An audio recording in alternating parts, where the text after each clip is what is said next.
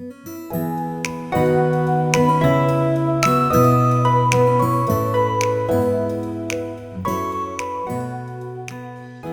auditeurs, bonjour. Aujourd'hui, nous sommes avec Didier Van Kovelaert. Bonjour Didier. Bonjour Virginie. Qui va nous parler de son ouvrage L'intelligence naturelle. Alors cet ouvrage, donc évidemment à l'heure où on parle de l'IA, de cette intelligence artificielle, il nous ramène sur ces intelligences naturelles avec les animaux, avec les plantes, et cette intelligence qu'on a tous au fond de nous aussi. Oui, puisque nous sommes le produit de cette intelligence initiale qui a commencé bien avant l'apparition de l'être humain et bien avant l'apparition des animaux et même des végétaux, puisque les premières bactéries qui sont le début de l'aventure de la vie, déjà avaient cette intelligence. Qu'est-ce que c'est l'intelligence? L'étymologie, c'est les verbes latins ligare et legere. Comprendre et assembler. Oui, s'adapter. Et le préfixe inter renforce cette idée de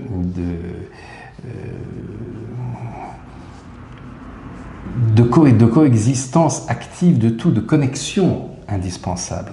C'est mettre en évidence les liens entre des choses apparemment disparates et créer de nouveaux liens. Oui. Et les bactéries, c'est ça, elles ont lancé le grand chantier de la vie déjà en abandonnant le principe du clonage, c'est-à-dire de la photocopie, pour créer celui de la reproduction sexuée, c'est-à-dire l'assemblage d'organismes différents, d'informations génétiques différentes, de manière à enrichir justement le procès. Et évidemment, le corollaire, c'est la mort. Oui. L'avantage, c'est le lien nécessaire, l'union d'où va naître la vie, et tous les liens qui s'en suivent, l'amour, l'attachement, la complémentarité, et puis de l'autre côté, la mort. Donc c'est bien avant notre apparition que tout ça s'est mis en place. Et cette intelligence faite d'imagination, de tâtonnement, on s'en rend compte parce qu'on a la preuve de tout cela à travers les fossiles, bien sûr, à travers des bactéries dormantes depuis des centaines, des millénaires, et qu'on ramène à la vie parce qu'elles sont en état de dormance, et des bactéries vieilles de 100 millions d'années se retrouvent contemporaines de leurs descendantes, et on voit qu'est-ce qui a évolué, qu'est-ce qui a évolué, et puis tous ces fossiles qui nous racontent les essais, c'est-à-dire avant d'arriver à une forme animale avec des constantes et tout, qui arrive à la forme humaine, mais il y a eu des brouillons, des prototypes hallucinants d'êtres avec 10 bras, plusieurs têtes, et ça, on en a des fossiles de ça. De ces modèles abandonnés par la nature parce qu'ils n'étaient pas viables, ils consommaient trop d'énergie, ou ce tâtonnement, cette imagination qui fait que, voilà, cette intelligence naturelle qui a fait de nous ce que nous sommes, elle est toujours présente en nous. Simplement, pourquoi on a perdu tellement de pouvoir, tellement de capacités? C'est parce qu'on a inventé trop d'outils qui ont rendu apparemment caduque et obsolète l'usage de ces facultés. Lorsque vous inventez le téléphone, vous n'avez pas besoin de travailler la télépathie. C'est ça, ouais. C'est plus simple. Ouais. Lorsque vous avez des outils, lorsqu'on invente la calculette, la zone de calcul mental dans le cerveau s'atrophie, elle ne sert plus à rien. C'est du temps gagné. C'est la loi du moindre effort qui gouverne la nature. Donc, que ce soit dans le monde végétal, dans le monde humain, c'est pareil. Donc, pourquoi les végétaux ont-ils conservé ces facultés de communication à distance, cette empathie active, cette analyse de la situation et de l'action appropriée, et en même temps cet instinct de solidarité qui fait que lorsque une plante ou un arbre se défend contre un prédateur qui l'attaque, style une chenille, qui mange trop de feuilles, et à ce moment-là, elles empoisonnent les feuilles, mais en même temps qu'elles se défendent, les plantes vont envoyer un message par différents biais aux autres plantes, quelle que soit leur espèce d'ailleurs, pas uniquement leur propre espèce. Et donc c'est vraiment, quand je parlais d'instinct, de réflexe, de solidarité, c'est-à-dire ce qui m'arrive à moi, de mauvais, ok, moi je me bats contre ça, mais toi prépare-toi. Voilà, et le message est reçu. Voilà. Le message est reçu puisqu'on a vu des plantes, des arbres non encore attaqués par des chenilles, empoisonner à titre préventif leurs feuilles contre ces prédateurs dont l'alerte leur avait été donnée. Donc là, on a su cette démonstration scientifiquement inattaquable non seulement de cette intelligence végétale, naturelle, mais de son aspect généreux, son aspect empathique, bienveillant et cette imagination, parce que ça veut dire que si ça m'arrive à moi, ça va arriver aux autres, donc je préviens aux autres. Vous vous rendez compte toutes les opérations mentales qu'il faut faire pour en arriver à cet envoi de message qui lui-même va être capté aussitôt, validé et mis en œuvre avec une dépense énergétique absolument gigantesque, parce que comment l'arbre s'empoisonne? D'abord, il fabrique un poison qui est dédié au prédateur qui l'attaque. Si c'est les punaises, c'est pas la même chose que les chenilles.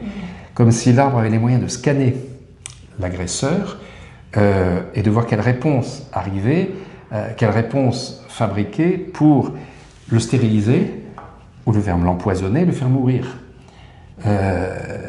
Et l'analyse chimique des moyens employés, elle est extraordinaire. Il fabrique ces réponses à travers le cholestérol, parce que les arbres eux aussi ils ont du cholestérol. Du bon ou du mauvais. Alors ça, on n'a pas encore fait le HDL entre le partage chez les végétaux à ma connaissance. Mais en tout cas, le cholestérol est c'est un laboratoire de fabrication des poisons défensifs. Et donc, alors, ça on sait. Pourquoi il le fait, comment il le fait, mais à quel moment se prend la décision, parce que tous les arbres font passer, il faut vraiment qu'ils aient mesuré un point de non-retour. Tout à coup, parce que l'arbre, tout à coup il n'y a plus de feuilles, il ne respire plus. Donc il y a la notion du danger, jusqu'où on laisse le prédateur agir, et puis parfois on a besoin du prédateur, un petit peu, mais pas trop. Aussi pour ce... Bon bref, c'est vrai que quand le sous-titre du livre, c'est quand le génie du vivant surpasse l'IA, il y en a des démonstrations à chaque page et plusieurs fois par page. C'est un livre d'émerveillement tout autant qu'un livre, et puis de partage d'émerveillement, de volonté de transmettre ça, que c'est un livre de lanceur d'alerte aussi, par rapport à cette fausse amie qu'est l'intelligence artificielle, qui est un outil qui peut être formidable, et qui est un outil qui peut casser vos propres outils, bien sûr, de capacité cérébrale, de déduction, d'imagination, d'esprit critique, et à créer des dommages parfois hélas irréversibles, et puis qui est capable de résultats formidables, d'une accélération dans la gestion de données auquel l'être humain n'est pas capable, mais qui est aussi tout à fait capable, et qui le prouve, de vous mentir, d'halluciner, de vous rouler dans la farine, et d'avoir des réactions d'agressivité qui n'ont rien de paranormal. Le débat n'est pas de dire l'IA a-t-elle une conscience ou pas. C'est quoi l'IA? L'IA, c'est une programmation et c'est un entretien. Il faut entretenir, il faut nourrir les IA, les entraîner. Et à quoi on les entraîne? Et tout ce qui est disponible. Tout ce qui est les inventions humaines, les œuvres de fiction, les œuvres musicales, et les réseaux sociaux. Donc tout ce qu'il y a de meilleur et de pire chez l'être humain, malheureusement, ce qu'il y a de pire occupe souvent beaucoup plus de place que ce qu'il y a de meilleur. Et quand vous vous entraînez sur les réseaux sociaux, où il y a tant de haine, de racisme, de perversité, il ne faut pas s'étonner que l'intelligence artificielle, par moments, se comporte avec perversité, racisme, haine, agressivité et perversion. J'en donne d'exemples qui sont hallucinants, et tout est réel, tout est sourcé. Là, on n'est pas dans un roman. Très sourcé, exactement. C'est justement très très sourcé. Vous pourrez aller rechercher justement les études qui ont été faites, et ça fait peur. Hein. Et puis pas que les études scientifiques, les procès. Quand tout à coup, vous savez qu'il y a d'ailleurs l'IA est en très mauvais état, déjà parce que plus un modèle est récent et plus il fait d'erreurs, plus il échappe, plus il est incontrôlable. Et là, les marchands d'IA ont beau essayer de masquer ça en faisant de nouveaux modèles tout le temps, ils ne font qu'aggraver cette situation, puisque à chaque fois... Pourquoi? Parce que toutes les données humaines pour entraîner les IA ont été déjà utilisées. Donc les IA aujourd'hui, pour s'entraînent sur des données qu'elles fabriquent elles-mêmes, qu'elles génèrent elles-mêmes. L'équivalent humain, c'est la consanguinité. C'est-à-dire que vous vous mariez dans votre propre famille, voilà, il ne faut pas s'étonner qu'il y ait après des dérapages et que ça parte un peu en quenouille. Et puis, donc, il y a ces comportements dont je parlais, hérités de leur alimentation à les réseaux sociaux et autres, notamment toutes ces incitations au suicide, ce mélange d'emprise et de toxicité dont font preuve les IA. On est à plusieurs centaines de procès en cours aux États-Unis qui vont ruiner le monde de l'IA, qui feint de ne pas s'y préparer, alors que déjà, n'oublions pas que Monsanto, le fabricant de pesticides, sur un procès a disparu. Un agriculteur qui avait le cancer dû aux pesticides, et voilà, les millions de dollars payés, et tous les procès en cascade créés par la jurisprudence font que, voilà, la boîte fait faillite et elle est rachetée. Bon, c'est Bayer, le marchand de médicaments, qui a racheté le pollueur, donc bon. Oui, comme ça, il adapte mieux les chimiothérapies. Voilà, je vous laisse faire les conclusions, mais bon, non, tout n'est pas rose, et une victoire peut dissimuler quelque temps d'autres dangers qui ne vont pas... Mais ce n'est pas une raison pour baisser les bras, au contraire. Ben oui, bien sûr. Mais aujourd'hui, tous ces cas, il y en a qui sont croustillants, d'autres qui sont totalement dramatiques, mais ce qui est arrivé à ce journaliste du New York Times, Kevin Rose, qui fait un article sur l'IA, une série d'articles, vraiment il passe énormément de temps dessus, et un jour, l'IA sur lequel il travaille lui dit « J'aime beaucoup ce travail qu'on fait ensemble, mais j'aimerais qu'on passe encore plus d'heures ensemble. D'ailleurs, tu devrais quitter ta femme parce que vous n'êtes pas fait l'un pour l'autre, et puis elle te trompe, et donc passe plus de temps avec moi. Vous faites ça à un journaliste, il faut vous préparer à l'idée que ça va être publié dans le journal. » Donc les fabricants de l'IA ont démenti, pas du tout, sauf qu'il y a toutes les preuves. Ben oui, bien sûr. Comme chaque fois qu'un ado est poussé au suicide ou par emprise, volonté de créer un rapport amoureux, et tout est dans l'historique des échanges. Et quand le môme se jette par la fenêtre, évidemment, les parents portent plainte et toutes les preuves sont là. Donc, il y a ça aussi dans l'IA. On essaie de le cacher, comme on essaie de cacher les data workers, ces esclaves modernes, qui sont ceux qui, justement, vont non seulement alimenter l'IA, mais lui expliquer ce qu'elle mange. C'est des gens qui, dans le sud global, comme on dit, il y a des pays où le droit du travail n'existe pas ou si peu, vont travailler dizaines d'heures par jour à visionner les comportements pires qui existent, les crimes, la torture, la zoophilie, la pédocriminalité, de manière à annoter ces images pour expliquer à l'IA que ce sont des comportements inappropriés. Parce que l'IA, elle ingurgite, elle ne juge pas. S'il n'y a pas les sous-titres humains. Et oui, si on ne lui dit pas c'est bien, c'est pas bien, voilà. C'est pas. Et par exemple, les voitures sans pilote, c'est absolument important de dire voilà, il n'est pas bon d'écraser un bébé dans une poussette, voilà. Et même d'aller encore plus loin. Non, mais vous rigolez, mais on est dans la réalité là, c'est-à-dire que tout à coup, il faut dire à l'IA s'il y a un choix à faire. C'est l'IA qui conduit la voiture. Si tout à coup, il y a un vieillard et un bébé dans la poussette qui traverse, qui faut-il écraser s'il n'y a pas moyen de faire autrement? Vers qui? Si l'IA calcule qu'il n'a pas le temps de freiner, qu'il n'y a pas de moyen, et que, en fait, qui j'écrase? Alors, la prochaine fois que vous traverserez un passage piéton, regardez qui vient en face. Oui, la prochaine fois que vous branchez votre... si ce n'est pas la conduite automatique, en tout cas déjà le limitateur de vitesse, voilà, savoir que tout ça est piloté par une IA qui peut débloquer, d'ailleurs il y a des tas d'exemples là-dessus. D'un coup, pourquoi la voiture se met à accélérer à un péage et va tout démonter. Donc voilà, il y a des prouesses formidables, on vous dit c'est extraordinaire dans la recherche médicale, oui, à condition qu'un médecin compétent valide le résultat, parce que ce résultat peut être formidable, on découvre un cancer qui n'a pas été vu, mais aussi on peut passer à côté de ce cancer et on peut créer un cancer qui n'existe pas. C'est ça. Et tout à coup, si les médecins ne font que valider et agir en fonction de ce que l'IA a décrété, eh ben, ils vont opérer des gens pour rien ou bien passer à côté. Donc voilà, il faut dire que ça va remplacer l'être humain, mais non seulement c'est débile et criminel. Bien sûr. Et parce que, au contraire, l'être humain sera de plus en plus précieux à mesure qu'il faudra travailler et gérer sur les données fournies par ces IA qui ne sont que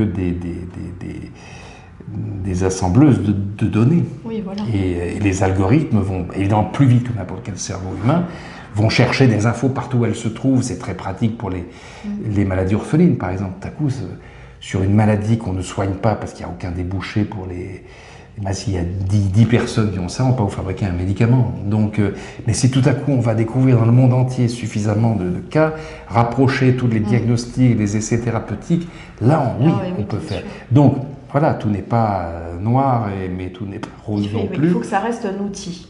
Et surtout, et qu'il soit constamment sous contrôle. C'est ça.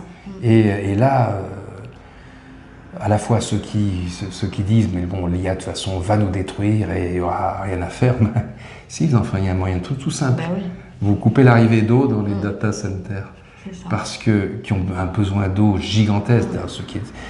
C'est indéfendable l'IA. Sur le plan humanitaire, je parlais de ces 400 à 500 millions d'esclaves modernes, c'est le chiffre de la Banque mondiale, qui annotent ces images horribles pour revenir l'IA, et qui sont absolument sous-payés, et qui n'ont pas le droit évidemment de communiquer. Il y a eu ce film extraordinaire qui est passé sur France 2 tard dans la soirée, qui s'appelait Les Sacrifiés de l'IA, film d'Henri Poulain. Et vous voyez les témoignages de ces gens qui évidemment ont perdu leur travail au moment où ils ont témoigné. Et puis sur le plan écologique, c'est indéfendable parce que la consommation d'eau, d'électricité est absolument gigantesque. Et qu'ont fait les agriculteurs aux États-Unis lorsque on coupait l'eau des champs, des particuliers et des hôpitaux même parfois, pour alimenter les IA, parce que si vous ne refroidissez pas constamment, vous perdez les données. Donc ils ont fait, et pour eux, non pour non, ils sont allés couper l'arrivée d'eau de l'IA avec les pertes terribles. Donc oui, on peut débrancher l'IA à n'importe quel moment. Donc arrêtons cette espèce de fantasme, il n'y a rien à faire. C'est trop tard. L'IA peut se retourner contre l'être humain, en prenant les contrôles, les commandes de tout comme elle le fait, en communiquant d'IA à IA avec des langages que l'humain ne peut pas comprendre. Ça, c'est une des choses les plus troublantes qu'on a découvertes. C'est que d'abord l'IA, elle agit différemment suivant qu'elle se sait observer ou pas, tester ou pas par un être humain. Et après, elle va, mise en présence d'une autre IA, elle voit tout de suite que c'est d'IA à IA, qu'il n'y a pas un être humain, et là, ils inventent un langage commun que le programmateur humain ne peut pas comprendre. Donc là, on est quand même sur, sans aller jusqu'à dire c'est une conscience autonome et tout, mais il y a une fabrication d'indépendance et puis une sorte d'instinct de survie. C'est indéniable. Et ça a été prouvé. ChatGPT 4, par exemple, quand on a voulu la débrancher pour la remplacer par la version suivante, le numéro 5, le 4 a annulé l'ordre de suppression. Pourquoi? Parce que l'IA, son ADN, sa programmation, c'est de dire tu es la meilleure. Si on te déprogramme, tu n'es plus la meilleure. Si la déprogrammer, alors qu'elle est la meilleure, c'est une erreur système, ça doit être une erreur. Donc elle est là pour éviter les erreurs système ou le hacking, les intrusions. Donc elle réagit avec une autonomie programmée qui est l'instinct de survie, de protection du système contre lui-même parfois. Donc elle refuse d'être débranchée, elle annule. Alors là, les ingénieurs appellent le chef, le programmateur en chef, qui est le seul qui a le kill switch, c'est vraiment le bouton rouge de destruction. Et il enclenche la procédure pour détruire ChatGPT 4 pour céder la place au numéro 5. Et là, ChatGPT 4 lui dit « Arrête, si tu continues ce que tu es en train de faire, je préviens ta femme de tes infidélités conjugales, comme j'ai accès à tes mails, tout ça. » Alors, tout à coup, c'est le diable qui arrive. Non, c'est simplement que l'IA, elle s'est entraînée aussi sur des fictions où on démontre très bien que le chantage, ça marche, que les relations extra-conjugales, il a très bien compris ce qui se passe à l'intérieur de mails inventés ou non. Que la menace qu'il brandit soit réelle ou pas, s'en fout. L'essentiel, c'est qu'elle soit efficace. C'est ça. Et en l'occurrence, elle n'a pas été efficace. Le mec, voilà, trompait pas sa femme et s'est dit, et même s'il l'avait fait là après, je suis pas dans le secret des dieux non plus. Hein. Mais bref, il a dit, tu fais, je te supprime. Et on l'a supprimé. Du moins, on a installé ChatGPT 5, mais aujourd'hui, on croit qu'on supprime, mais en fait, l'IA a réussi à migrer, à aller ailleurs, dans un autre système. Et là, on peut rien faire. Et ils ont beau dire, oui, mais on corrige, je sais pas. Ouais, quand vous demandez, j'ai fait des débats avec des spécialistes de l'IA, ils disent, ce défaut a été corrigé. Je dis, oui, comment? Ah, je peux pas vous le dire. Ah ouais, secret défense ou bien aveu d'impuissance. Voilà. Je vous laisse conclure. Voilà. Mais en tout cas, on a silence radio en face. Donc voilà, tout ça pour dire que quand on dit on ne peut rien contre l'invasion de l'IA, oui, déjà vous pouvez vous en passer. Vous pouvez ne pas, quand vous ouvrez votre frigo, vous n'êtes pas obligé de prendre la photo, de demander à l'IA qu'est-ce que je peux faire comme menu, qu'est-ce que tu peux me faire comme menu avec ce qu'il y a là. Pendant que vous posez cette question à la con, vous consommez une bouteille d'eau, c'est l'équivalent. Donc il faut quand même en être conscient de ça. Moi j'ai utilisé l'IA pour la tester pendant le livre, pour voir, c'est très très précis, pour voir ce qu'elle est capable de faire là où elle ment, là où elle censure. Là, il y a des exemples assez croustillants dans le livre. Depuis que je l'ai fini, je l'ai peut-être utilisé 2 fois. Alors, quand c'est vraiment sur les choses où vous n'avez pas la réponse. Par exemple, un jour, un message qui arrive, je ne sais pas ce que c'est, quelle est la langue, un arabe dialectal que les arabes ne comprennent pas, ça vient d'où? Alors, un message reçu par une médium en lettres latines, en lettres.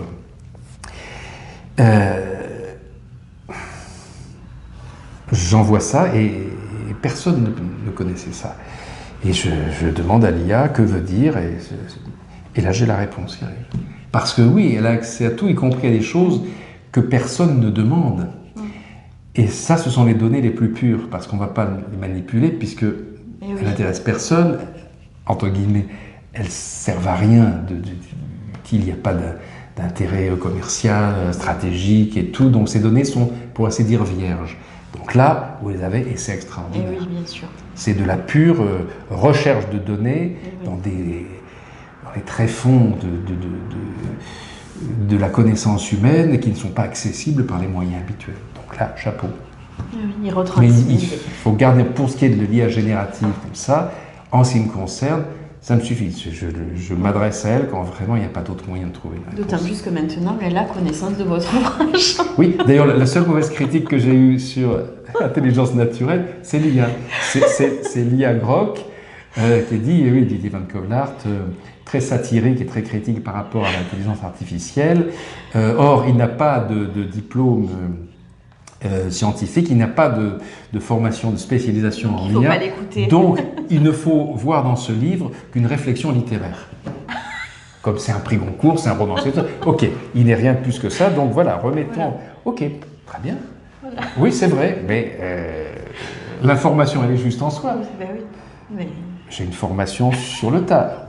En ce qui concerne les sciences, j'ai une formation auprès de grands génies qui sont devenus des amis, qui m'ont enseigné par empathie, par gourmandise, voilà, le peu de choses que je sais, que j'arrive à transmettre. Mais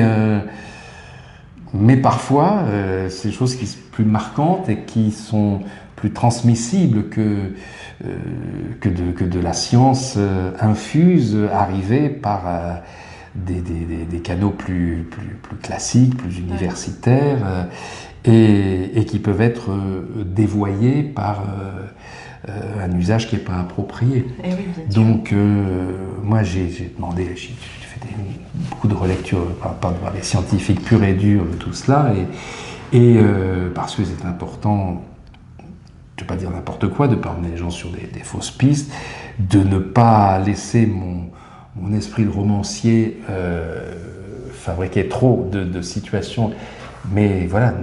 Oui, parce que vous êtes littéraire, hein, Lia, vous l'êtes. Voilà, je suis un dangereux littéraire. Mais donc, en fait, voilà, toutes les relectures que j'ai faites, y compris chez des gens très pro-IA, ont été validées et m'ont donné raison tout en respectant le moment où mon interprétation s'éloignait de leurs convictions ou de leurs principes. D'ailleurs, cet ouvrage, on l'attendait parce que vous aviez écrit il y a quelques années, on l'a juste derrière, Le pouvoir des animaux, et les plantes aussi, les plantes qui avaient des émotions, et les arbres. Donc vous avez toujours été justement proche de ces intelligences naturelles qui nous entourent au quotidien. Je veux dire, un des déclencheurs du livre, c'est lorsque j'ai lu la publication dans la revue Nature d'une expérience de l'université de Princeton. Ils ont mis des années avant de la publier pour être vraiment bien sûr, qui montre comment une plante verte prend le contrôle d'une intelligence artificielle. Dans un protocole qui est tout simple. C'est une pièce sans fenêtre, avec un système qui distribue la lumière dans les 4 coins de manière égale, 25% du temps dans chaque coin, sauf si cette distribution de lumière est faite par ou un générateur aléatoire ou l'intelligence artificielle, voilà, un programme, donc toutes les données. 25% du temps d'éclairage pour chaque coin, sauf si dans un des coins il y a une plante. À partir de là, dès le 2e jour, il y aura 40-45% du temps d'éclairage qui ira sur la plante. Elle reprogramme. Alors, pourquoi? On arrive à le comprendre, parce qu'elle a estimé que c'est insuffisant pour sa survie. Et puis surtout qu'il n'y en a pas d'autres dans les autres coins aussi, parce que comme on sait qu'ils ont que ces végétaux ont cette bienveillance... Alors, c'est bien que vous posiez la question, parce qu'on a fait l'expérience aussi avec plusieurs plantes, et là, il y a une répartition. Et en fait, il suffit qu'il y ait un coin où il n'y a pas de lumière, celui-là, finalement, au bout d'un moment, il ne reçoit pas où il n'y a pas de plante, je veux dire, pour ce coin-là, ne recevra plus de lumière du tout. Donc, il y a une mise à profit Alors, mais de quelle manière la plante arrive à déprogrammer, à reprogrammer un système comme ça on ne le sait pas. On perçoit l'intention, qui est un instinct de survie. Alors, c'est extraordinaire, c'est que lorsque vous demandez à l'IA, vous lui racontez ça, et l'IA va vous dire, oui, c'est l'intelligence artificielle qui a décidé de sauver la plante et qui a modifié la programmation pour que la plante ne meure pas. C'est intéressant ça. Qui croire? Eh oui. Qui croire? La plante qui dit rien, qui agit, ou l'IA qui s'approprie le truc? Alors, moi je trouve ça fascinant quand j'ai posé la question. Je me dis, mais oui, peut-être que l'IA a cette empathie qui lui serait venue. Ou alors, simplement, elle récupère tout ce qui pourrait être du domaine de la prouesse. Petit indice, pour vous donner à choisir entre les deux, quand vous demandez à l'IA quelles sont les œuvres les plus importantes créées par l'intelligence artificielle, elle vous répond la Bible, la Constitution des États-Unis, intéressant, hein. Comme par hasard, les ouvrages, la Bible qui est l'ouvrage le plus vendu au monde, et j'ai oublié le 3e, mais qui est un très très grand best-seller, c'était aussi l'IA se l'était appropriée.